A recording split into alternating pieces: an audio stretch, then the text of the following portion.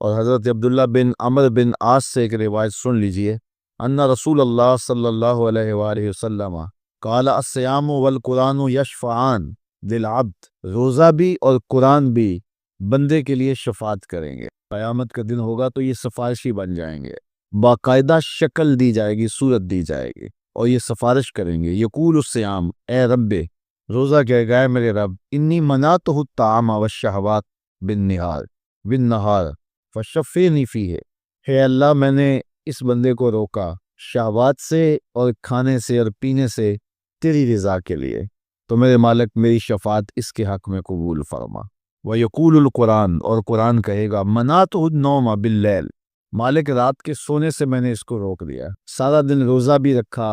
کام کاج پہ بھی گیا، روزہ کھولنے کا بعد نڈھال تھا، لیکن عشاء کی نماز ہوئی تو تراویح کے لیے پھر مسجد میں کھڑا تھا، سارا دن بھوک سے کاٹا اور رات ہوئی تو یہ قرآن سننے کے لیے تھا۔ وَيَقُولُ القرآن مَنَعْتُهُ النَّوْمَ بِاللَّيْلِ، قرآن کہے گا، مالک میں نے رات کی نیند کو روک دیا تیرے لیے، فَشَفِّعْنِي فِيهِ، تو میری شفاعت اس کے حق میں قبول فرما۔ فَيُشَفَّعَانِ، رسول کریم فرماتے ہیں اللہ قرآن اور روزے دونوں کی سفارش کو قبول کر کے اس شخص کو جنت عطا فرما دے۔ تو آئیے ماہ صیام میں کثرت کے ساتھ قرآن مجید کی تلاوت کریں۔ تراویح کا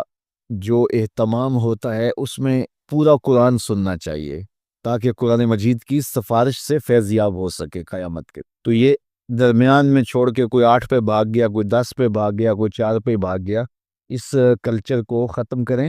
اور 20 تراویح جماعت کے ساتھ پڑھیں، پورا قرآن مجید سننے کا موقع نصیب ہو۔ مسجد کی زیب و زینت ہے، رونق ہے نمازیوں سے، اور جب آدھے نمازی چھوڑ کے بھاگ جائیں تو پھر کیا کیفیت گزرتی ہوگی مسجد پر۔ تو اس لیے اس پہ غور کریں اور 20 تراویح پڑھ کے اس کی لذت لیں اور پورا قرآن مجید ایک جگہ پہ سماعت کریں۔ حضرت ابو ہریرہ رضی اللہ تعالیٰ عنہ سے مروی حضور کا یہ فرمان بھی سنیے جو صحیح بخاری مسلم میں ہے، من صام رمضان ایمانا و احتسابا غفر له ما تقدم من ذنبہ، جو محاسبہ نفس کے ساتھ اور ایمان کے ساتھ روزے رکھتا ہے اللہ تعالیٰ اس کے پچھلے سارے گناہ معاف فرما، اس کے دامن پہ گناہ کا ایک دھبا بھی باقی نہیں رہتا۔ یہ کرم نوازی میں حضور علیہ السلام ماہ صیام سے قبل خطبہ دیا کرتے تھے صحابہ کو، اور ماہ صیام کا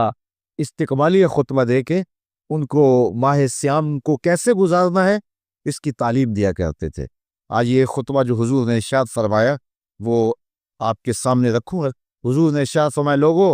تمہارے اوپر ایک مہینہ جلوہ فراز ہو رہا ہے جو بہت بڑا مہینہ ہے، بڑا عظیم مہینہ ہے، جو مبارک مہینہ ہے، وہ ایسا مہینہ ہے جس کے دامن میں ایک رات ایسی ہے جو 1000 مہینے سے بہتر ہے۔ جعل اللہ صیامہ فریدہ، اللہ نے اس مہینے کے روزے کو فرض بنایا، وقیام لیلۃ تطوع، اور اس کی رات کے قیام کو نفل بنایا، من تقرب فیہ بخصلۃ من الخیر کان کمن ادی فریضۃ فیما سواہ، اور جس نے کوئی اس مہینے میں بھلائی کی تو وہ ایسے ہے کہ جس طرح اس نے فریضہ ادا کیا، اگر کسی نے نفل ادا کیا تو ایسے ہے جس طرح اس نے فرض ادا کیا۔ ومن ادی فریضۃ فیہ کان کمن ادی 70 فریضۃ فیما سواہ، اور جس نے اس مہینے میں ایک فرض ادا کیا اللہ تعالیٰ اس کو 70 فرضوں کا ثواب ہے، وہ ایسا ہے جس طرح اس نے 70 فرائض عطا کیے۔ وہ شہر الصبر، وہ صبر کا مہینہ ہے، بس صبر ثوابہ الجنہ، اور صبر کا ثواب جنت ہے۔ وشہر المواسات، ایک دوسرے سے پیار کرنے کا، ہمدردی کرنے کا مہینہ، دکھ بانٹنے کا مہینہ ہے، لوگوں سے محبت کرنے کا مہینہ ہے۔ وشہر یزاد فیہ رزق المومن، یہ وہ بابرکت مہینہ ہے جس میں مومن کا رزق بڑھا دیا جاتا ہے۔ من فطر فیہ صائمہ، جس نے اس مہینے کے اندر افطار کروایا کسی شخص کو، روزہ دار کو، کان لہ مغفرۃ لذنوبہ،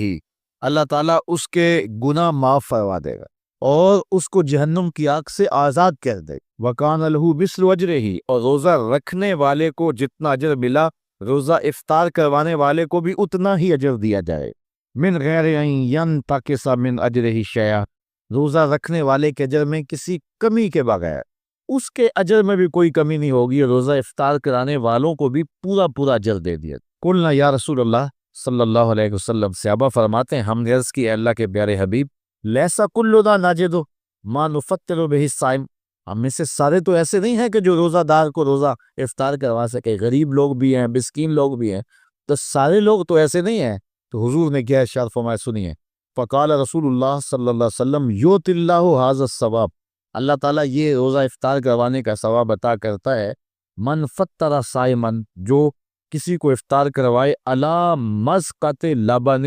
دودھ کے ایک گھونٹ سے، او تمرتن یا ایک کھجور سے، او شربت من ماء یا پانی کی ایک گھونٹ سے۔ لازمی نہیں ہے کہ بہت سموسے پکوڑے بہت کچھ پڑے ہوئے ہوں اور بڑی فرنیاں شرنیاں ہوں، نہیں، اگر صرف ایک گھونٹ پانی کا پلا دیا، ایک لسی کا گھونٹ پلا دیا، ایک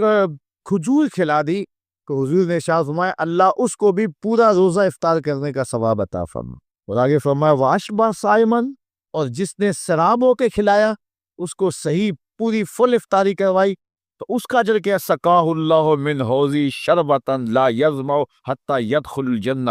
حضور فرمایا اللہ اس کو حوض کوثر سے جام پلائے گا یہاں تک کہ وہ جنت میں داخل ہو جائے گا، اور جنت میں داخل ہونے تک 50,000 سال کا دن ہوگا، اس کو دوبارہ پیاس بھی نہیں لگے گی۔ جب جام کوثر مل گیا، جس نے گھونٹ میں پی لیا، اس کو پھر پورا حشر کا دن پیاس نہیں لگے گی۔ وَهُوَ شَهْرٌ أَوَّلُهُ رَحْمَةٌ، فرمایا یہ وہ مہینہ ہے جس کا پہلا عشرہ رحمت ہے، وَأَوْسَطُهُ مغفرہ،